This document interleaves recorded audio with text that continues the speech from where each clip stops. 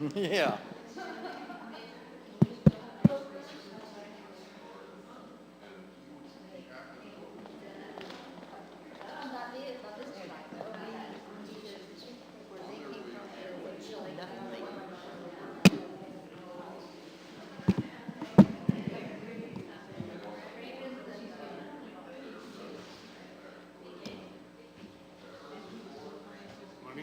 No.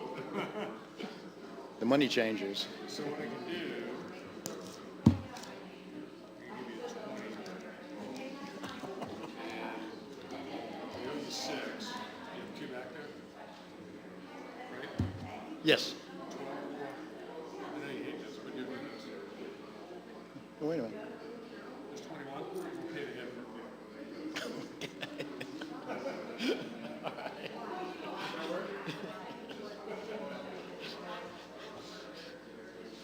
So, anyway, how you doing? Good. Busy. Crazy ass weather. Oh, yeah. I bet your chickens are going nuts. I don't know what to think. I did, when it got down to single digits, I put a heat lamp down there. Oh, yeah, that's right. I turn it on and leave it on all the time when it gets down to the teens. Yeah, yeah. Oh, do you? Yeah. So they Although, probably like that. but they're supposed to be able to take cold weather, Well, though. they can bury it in hay, too. Right?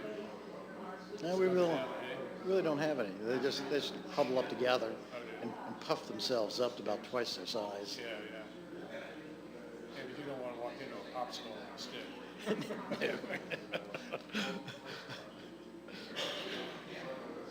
you catch that I'm going to piano? Yes, I did. I went over that schedule 4 or 5 times and still missed that. Well, she could have done that in the last minute. No, I went back. I had it. I just missed it. Well, the trouble is, I have a routine how I make the schedule.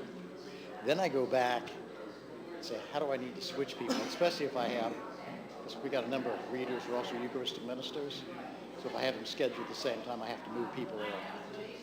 And then I look at when people aren't going to be here and I move things around.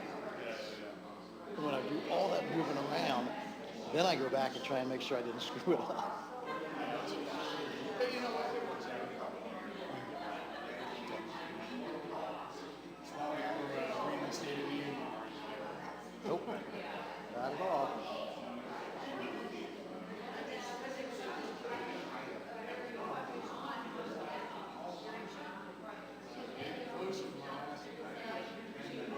Well, Dottie says her last day is going to be the 29th of March. But then she came up with, well, I might work one day a week. You ready? Yes, I am ready. All right.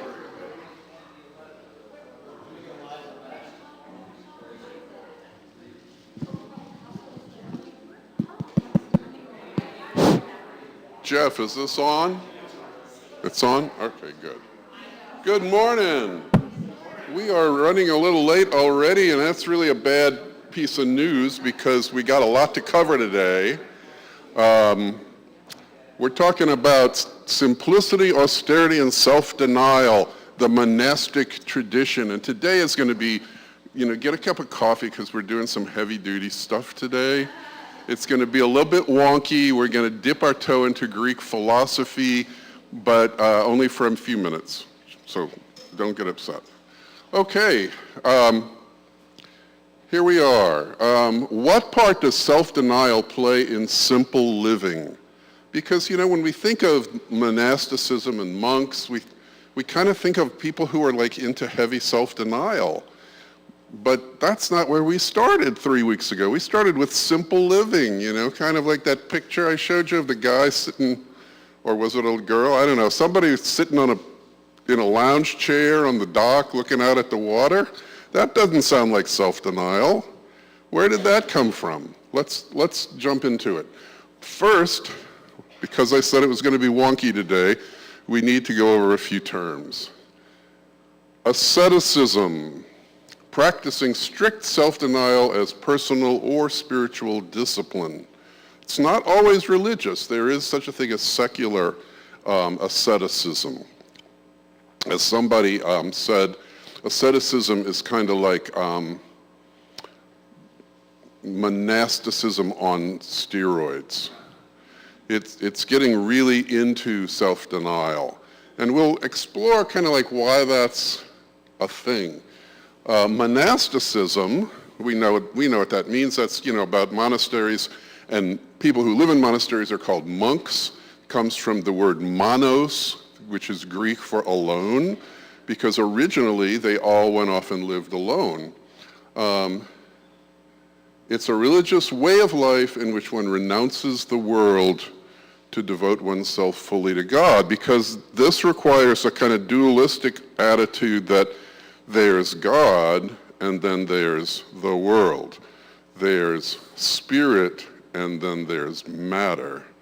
There's soul and then there's body. Many people today, many religious philosophers are saying like that's a whole wrong attitude, that soul and body should not be seen as two things, that we're a unity. We are not these two separate things. But we're going to talk about that a little bit too. Eremitic, that's a big word, eremitic monasticism, is living alone as a hermit. In fact, the word hermit comes from eremitic. And the original monks and those who were serious Christians back in the 2nd, 3rd century would go off and live in a cave by themselves. Cenobitic monasticism, another bunch of crazy words, is communal living. And we'll explore how once all these people started running off and living alone, somebody said, well, we're all living alone. We're all living in caves. We're all living in caves in the same mountain. We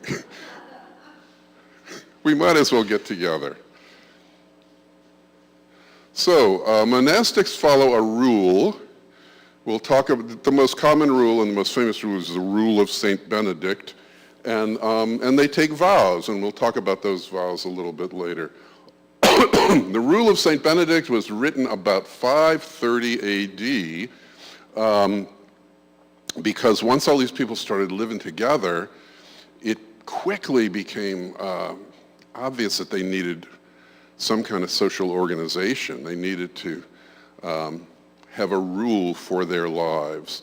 And the rule of St. Benedict is still in use today by a lot of monastics and monasteries.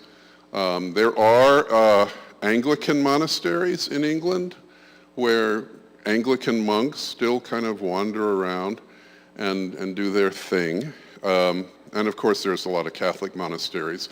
And there are Buddhist monasteries. And at the time of Jesus, there was the Essenes. And the Essenes were kind of Jewish monasteries, monks. The rules, the rule of St. Benedict has all these rules that laid out the structure of daily life. It was very specific. The monks will get up at this hour, and they will start praying at that hour, and they can eat at that hour, and then they're going to work from this hour to that hour. But St. Benedict was kind of a cool guy, considering he lived in the 500s. He said all things in moderation. So he wasn't a really hardcore guy. There were times for work, times for prayer. Sorry that almost ran off, but in Latin, that's ora et labora. Ora means prayer, labora means work. And Benedict said that those two things really support each other. You can't just pray or you'll starve to death. You got to work to grow food, but you can't just work. You got to have time for prayer. Moderation in all things. He made it a point of saying that although abstinence is a good thing, it's a good thing, and he was Italian, so he didn't talk about beer. Although abstinence is a good thing, if you don't want to do it, you shouldn't be forced to do it, and every monk should be guaranteed a pint of wine a day. That's pretty good, that's 3 or 4 glasses. That's not bad. A day. There was no talking during meals. According to monasteries that follow the rule of St. Benedict, during meals the monks are not allowed to talk, and somebody will sit up at the head table and read either the Bible or more often the rule of St. Benedict during meals. And there's to be no grumbling among the monks. You can imagine a monastery full of old men, or even all ages of men, there's going to be a lot of grumbling, or a lot of likelihood of grumbling. Okay, so where did this whole idea of Christian monasticism begin? How did we start doing that? I mean, you know, when you read the Bible, nobody's being monastic. St. Paul is running all over the place, spreading the gospel, and so are the apostles. Well, it all started in the Egyptian desert, and if you're going to live in the wilderness, the Egyptian desert is a good place to do it because the weather's really good. It hardly ever rains, and it never gets cold. This is a picture of St. Anthony of the Desert. He is credited as the first monk in Christian tradition. He went off and he decided he just wanted to be alone because, we'll talk about this, but by the 200s, and this is when he did it in the 200s, society is getting to be kind of difficult, and even Christian society, there is beginning to be factions and disagreements, and so if you're trying to follow Jesus, you know, it's not impossible to consider that somebody would say, you know, I just really want to go be by myself and get away from all this arguing and stuff. This is not his cave. We don't know which cave was his cave, but as far as I know. But this was the kind of cave that the monks of northern Egypt lived in.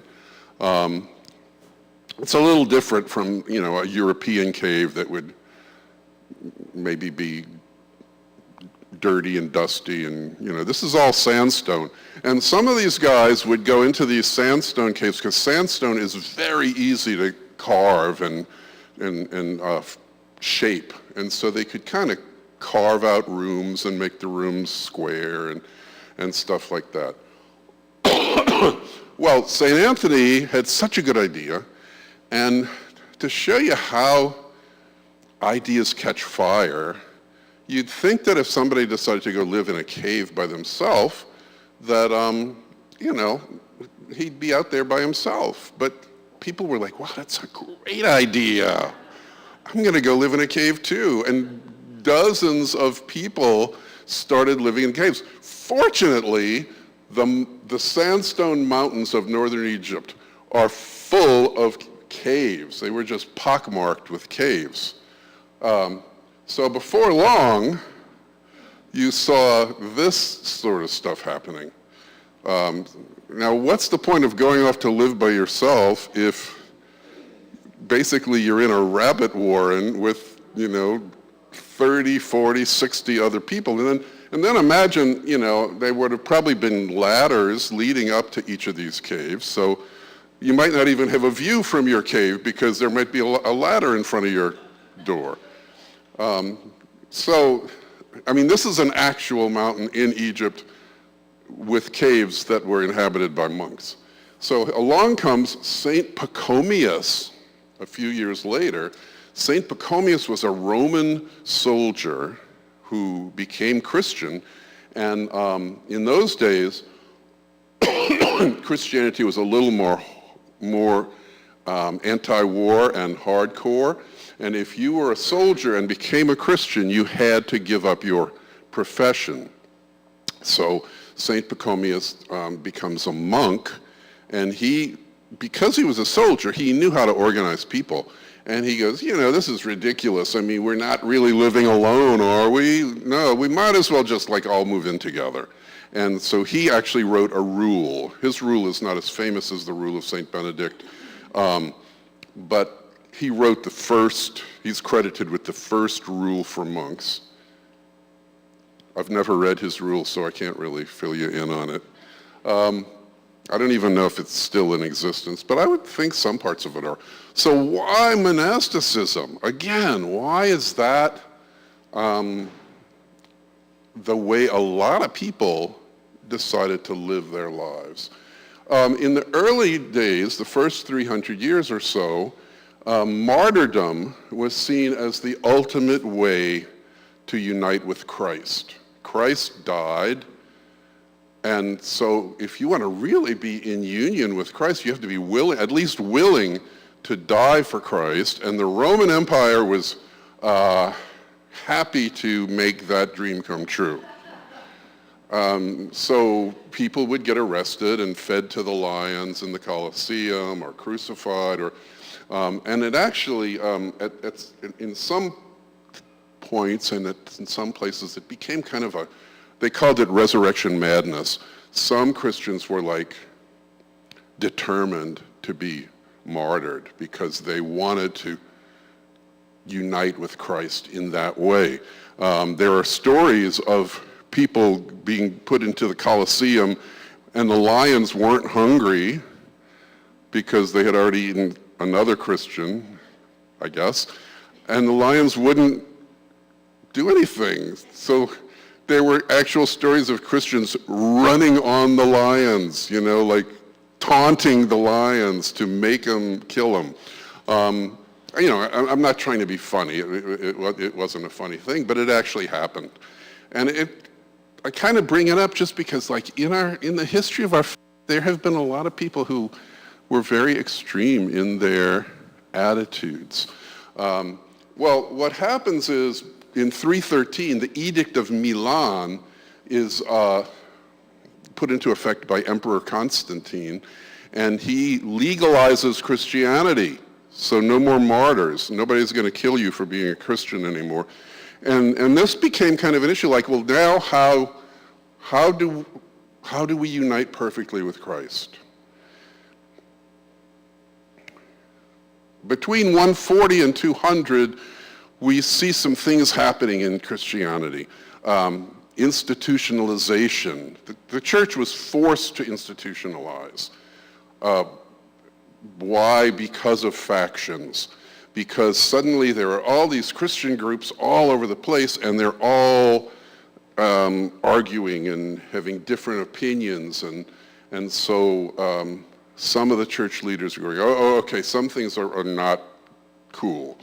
And if you want to, and you began to have, we've all heard of the other gospels, the gospel of James and the gospel of Mary and the gospel of Thomas. And so all these things are being written, and the Orthodox Church kind of coalesced and said, okay, well, we're going to determine which of these writings are valid and which ones are not. But this kind of makes for some messiness among the Christian communities in any given city or town. In the 200s, some serious Christians sought to get away and seek God and to live simply and to unite with Christ. And so the idea is now, I can't die for Christ, but I can die to the world. I can, as martyrdom become less common, the idea of dying to the world for Christ becomes a popular image. And so these people are going off and dying to the world, and they were revered and honored, and everybody really loved them. So the inspiration for going off and living in the wilderness, from the New Testament we have the inspiration of John the Baptist. There's an old icon of John the Baptist. He's always depicted kind of scraggly, excuse me, because he lived out in the wilderness. And we all know that story. What did he live on? Locusts and wild honey. The honey part sounds pretty good. Sweeten up the locusts, yeah. Honey-dipped locusts. High protein, but not the best idea for most of us. He lived in the wilderness, and he would periodically come out of the wilderness and baptize people. It was not our baptism, which is a one-time deal. It was it was more like absolution of sins. People would be baptized and their sins would be washed away, and then the next time John came out of the wilderness and was baptizing people, you could go get baptized again. To me, not a great role model. Living on the wild locusts and, and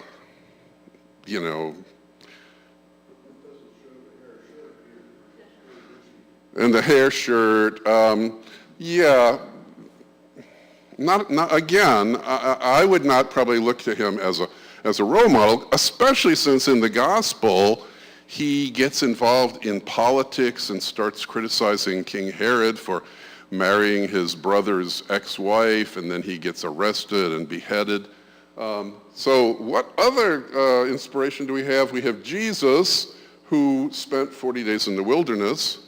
To be fair, he only did that once, and he didn't espouse it as a way of life, and he certainly didn't live his life that way. I think if we had Jesus here with us, he'd say, hey guys, I was on a retreat. It was a retreat. I was not suggesting that anybody adopt that as a way of living their entire life. So what else could we look to for inspiration? Greek philosophy. At this time, Neoplatonic philosophy had really become the big thing. And today when we think of philosophy, we think of men and women sitting in a school library, sipping sherry and wearing tweed and talking about these things, right? But in those days, philosophy was everybody was into it, or everybody who wasn't poor and scratching for a living, everybody who had any kind of education, were caught up in philosophies. And let's be honest, we are still caught up in philosophies, we just don't call it philosophy. Those of us who might have been alive in the 60s and 70s can remember that within a very short period, things changed. I went to college in 1970, and I would look at pictures of people sitting in college classrooms in 1964 wearing suits and ties. And I was sitting there in cutoffs and sandals and a t-shirt, and things changed. The attitude about war changed. The attitude, many attitudes have changed. 100, 200 years ago, capital punishment was completely accepted by everybody. Today, the vast majority of the people now feel that capital punishment really needs to be re-examined and needs to be eliminated. So the way we think, philosophy is the way we think, and Neoplatonism, as you can tell from the name, was a kind of an updating of the philosophy of Plato. Plato lived 500 BC. We're now in the 200s, and Neoplatonism, kind of an updated Platonism, has taken over. Neoplatonism had a million aspects to it. Philosophy is not difficult, it's just really complicated. It's like somebody giving you a recipe that's really delicious, but it has 50 ingredients and there are 80 steps to the recipe. You can do it, but most people don't bother. So let's just delve into Neoplatonism and the body-soul dualism concept, because Neoplatonism was very much into that. They didn't call it soul, they called it psyche. And it can be translated as soul, but also as mind or intellect, because the Greeks didn't really believe in soul. That's kind of a Christian construct. So for them, the inner person was not a soul, but it was your intellect, it was your mind. That's what lives on after you die. Neoplatonic philosophy had this idea that they didn't talk about God, but they talked about the one. There is the one. And all of our intellects and minds come from the one. And then we come to Earth and we're trapped in a body and we just are dying to get back to the one. The one was actually kind of like the Force in Star Wars. Pretty closely, I mean, you know, very, very similar. Not a personal God, but this force out there. The Neoplatonists had a disdain for the body in favor of the psyche. The body is merely a garment that the soul lives in. And sometimes we hear people, Christians, saying that today. We are souls that live in a body. The Neoplatonists thought of the body as merely a life support system for the psyche. And the psyche is trapped in the body, wanting to get away from the body. So you can see how that is similar to Christianity. There are overlapping pieces. They believed that you didn't have to wait until heaven or going back to the one for contentment, that by living an ascetic life, Brandon's like, uh-oh, more coffee. Contentment here on earth can be achieved, but only by intellectual contemplation. This is not terribly different from Buddhism. Replace contemplation with meditation, and it's kind of similar. Intellectual contemplation requires turning away from the distraction of the body. The body is a distraction. We've all been there, where you're working on a project and you want to get it done and you're really into it and you're just falling down that hole, and suddenly you go, oh my gosh, it's 4 o'clock, I haven't eaten lunch. I got to put aside my project and go eat lunch because I'm really hungry. Or you're really getting into something and you realize it's 3 o'clock in the morning and you got to sleep. So this was the Neoplatonic idea, was that, all of this incredible intellectual stuff that we want to do is hampered by the distractions of the body. The body wasn't seen as evil, it was just seen as a distraction that needed to be ignored or turned away from.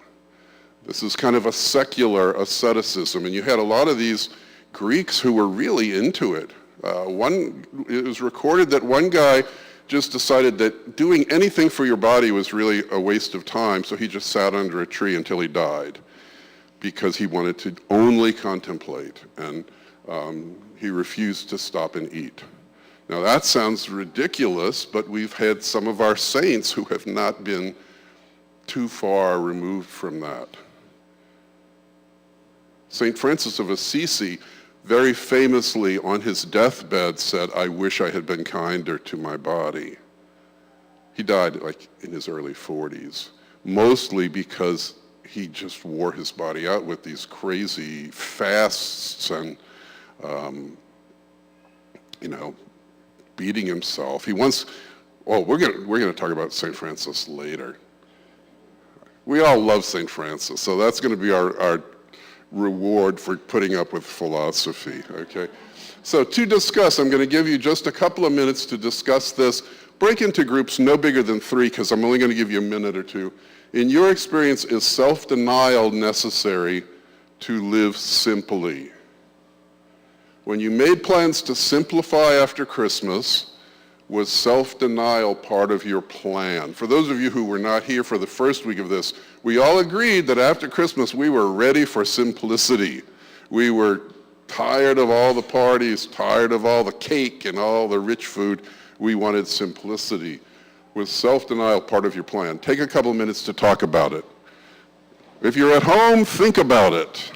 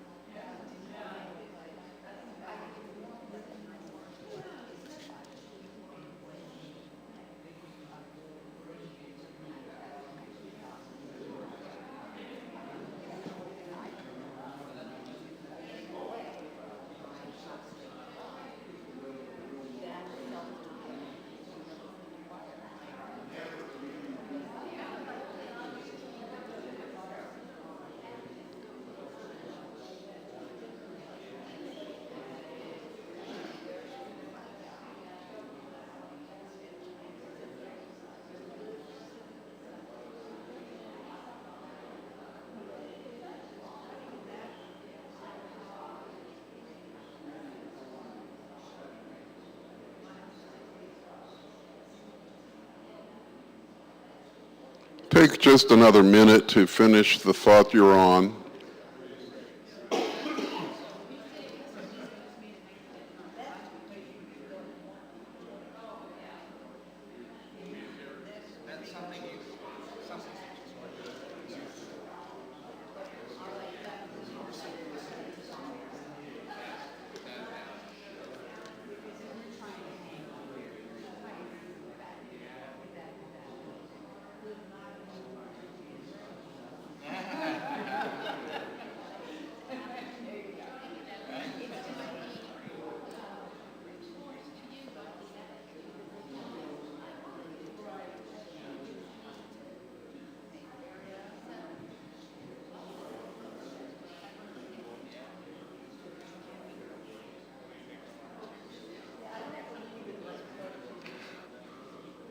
Okay, can we come back? And realize that if you said after Christmas, if you said, okay, I'm not going to have any wine during January, that was self-denial. Or even if you said, I'm only going to have wine on the weekends during January, that was like milder self-denial. No cookies or cakes in January. Self-denial, but not really anything like going off and living in the desert, right? So, the good news is we're almost done with Greek philosophy. The reason I brought up this whole Neoplatonism thing is that I have a lot of friends who I kind of call my smug agnostic friends, who have this idea that the pagan world was just this happy-go-lucky place where everybody accepted everybody else, and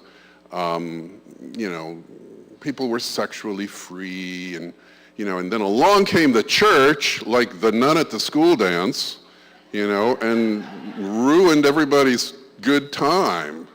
I just want to point out that the good times were being ruined before Christianity got there. I probably shouldn't have put it that way. But there were forces in society that were pushing people toward asceticism and self-denial that had nothing to do with Christianity. And when you really look at Jesus and his apostles, they were not into self-denial on a big scale. They were into working hard, they were into going out and spreading the gospel, but Jesus said of himself, I came eating and drinking and you called me a drunkard. So it's an interesting point to keep in mind. So what happens is we have Christianity which is espousing the idea of being in union with Christ. And then we have Neoplatonism, which is pushing this idea of secular asceticism. And they kind of converge into Roman Christian society. And now everybody didn't run off and live in a cave, but a number of people did. And it became kind of a big thing. You know, they were like the influencers. You know, people were talking about the people living in caves. This is the cool thing. I'm not going to do it, but I really like it. And you know what? I'll support it. I will bring a loaf of bread to St. Anthony because, you know, he's got to get food somewhere. There is a legend that St. Anthony lived for a time. There was a crow, and the crow would bring him food every day, and that he lived on the food that the crow brought him. Probably not true, but maybe. I mean, I wasn't there, and I do believe in miracles. So let's move away from philosophy, yay, and talk about monasticism and asceticism. The early monastics embraced asceticism, some to an extreme. Living simply and self-denial became really inextricably separate, together. You would think this would put a damper on monasticism, but actually monasticism flourished because this was kind of attractive to people. Sort of like in the 60s, hippiedom flourished. You know, when you talk about it today and you go, well, there were a whole bunch of people and they all like stopped bathing and grew their hair long and wore headbands and sat around the park and strummed guitars and attended anti-war protests. Young people kind of look at you like you're crazy, but for those of us who were there, it kind of made sense at the time. And this made sense at the time. People were attracted to it. I'm going to briefly talk about St. Simeon, who was the poster boy for self-denial. Great story. There should be a movie. St. Simeon was asked to leave a monastery because he was too ascetic. They told him, you are like taking self-denial like way too far. So what did he do? Well, there's a hint here. He tried to live in society, but people bothered him because everybody thought, well, he's so cool, he's so holy, let's go ask St. Simeon for advice. Let's go ask St. Simeon to bless us. Let's go ask St. Simeon to say a prayer over us. So he built a pillar. The pillar was 12 feet high. The top of the pillar was roughly 3 feet by 3 feet, not very big.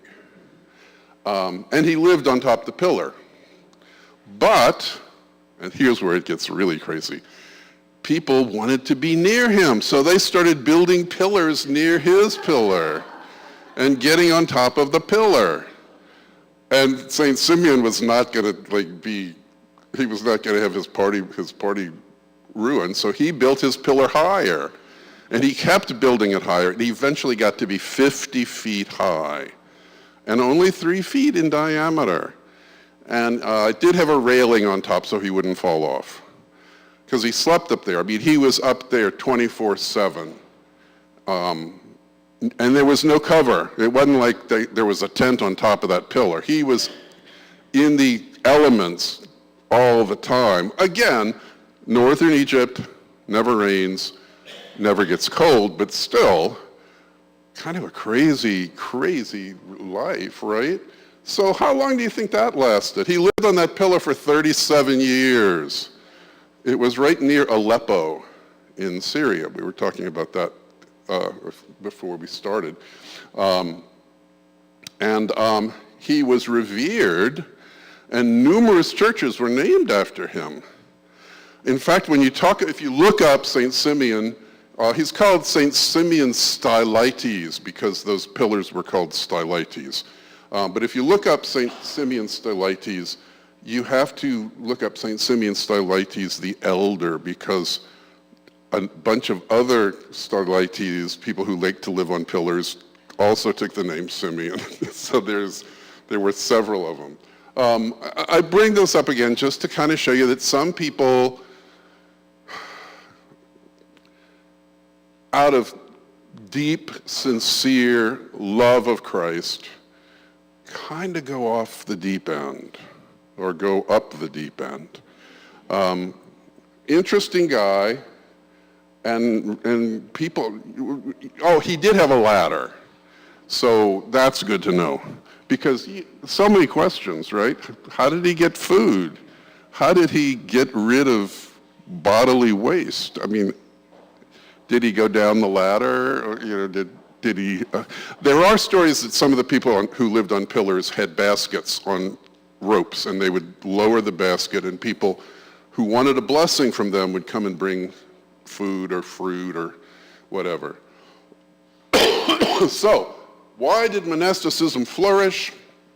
To give you the very short answer, Rome fell, the Roman Empire collapsed, the social order collapsed, the Pax Romana, the Roman peace, came to an end.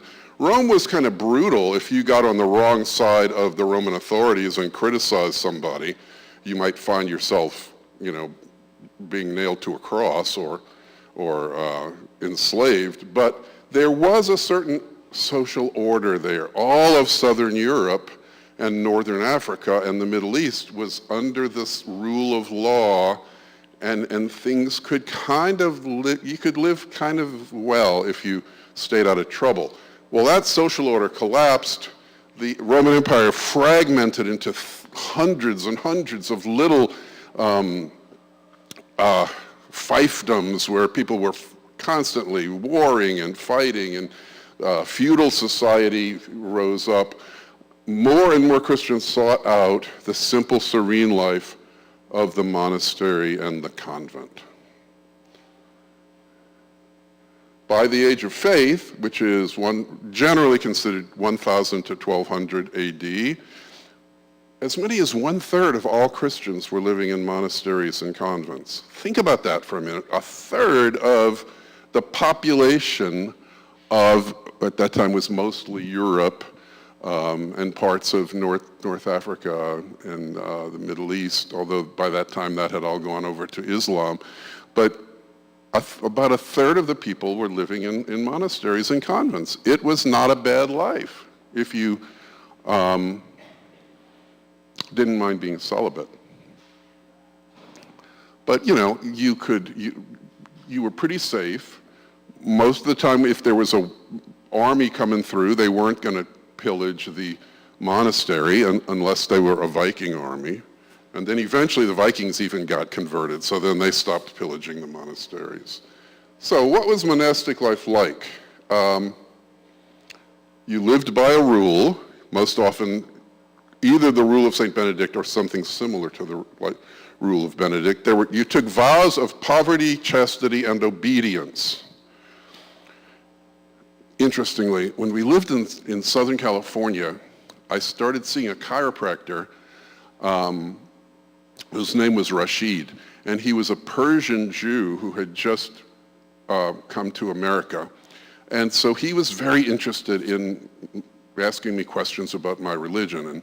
And I mentioned that I was friends with a nun, and he was like, well, tell me about nuns. And I told him that they took vows of poverty, chastity, and obedience. And his immediate reaction was, I can understand the other two, but why would anybody take a vow of poverty? What's good about that? And it's kind of like, I guess if you were not raised within Christianity, that would seem kind of strange. It's like taking a vow to be sick, but it's part of the whole thing, that they take vows of poverty, chastity, and obedience. This is how they can keep order within the monastery, because the obedience is to their superior in the monastery. Monks live in monasteries, nuns live in convents. I'm not sure how that developed or why that developed, but that's kind of the way we have it today. Technically, we use the word nun to refer to any woman who has taken religious vows, but Most of them are not nuns. Most of them are sisters. Nuns are the ones who live in convents and live in cloistered convents. A nun does not leave the convent. You know, we've heard this about nuns living in convents and not being able to leave the convent. And monks don't leave the monastery. That's gotten a little lax in the last 50, 60, 80 years. But originally, these people stayed inside the convent. That's why, anybody ever been to the cloisters in New York? Oh my gosh, if you ever go to New York, forget about Central Park and Times Square. Go to the cloisters.